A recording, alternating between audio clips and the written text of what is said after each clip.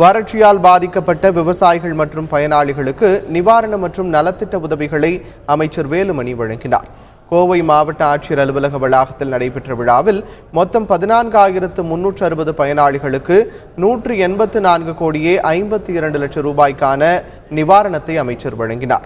பின்னர் பேசிய அமைச்சர் விடுபட்ட விவசாயிகளுக்கும் நிவாரணம் வழங்கப்படும் என உறுதியளித்தார்.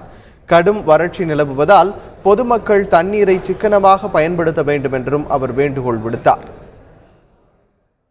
விவசாயிகளுக்கு 1,17,340 விவசாயிகளுக்கு கொடுக்குறோம். அவங்களுக்கு நேரம் அக்கௌண்ட் பேங்க்ல போயிருது. அது போக விடுபட்டு நம்ம அன்னைக்கே பேசும்போது சொல்லியிருந்தோம், இதுல ஏதாவது விடுபட்டு இருந்தாலும் இன்னும் ஏதாவது ஒரு வறட்சி சொல்லும் திரும்ப அவங்களுக்கு ஒரு பிரச்சனை வந்தாலும் அவர்களையும் சேர்த்துக் கொள்ளப்படும் என்ற மாற்று கருத்துக்களை அன்னைக்கு வச்சு சொல்லியிருக்கோம்.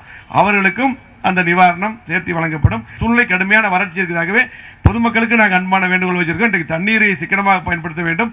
முக்கியமா மழை வரணும். எல்லாரும் கடவுளை பிரார்த்திக்க வேண்டியது நல்லா மழை பெய்ய. நேற்று கூட மழை ஆரம்பிச்சிருச்சு. இந்த மழை நல்லா பொழிஞ்சா தான் இந்த பிரச்சனை தீர்வு.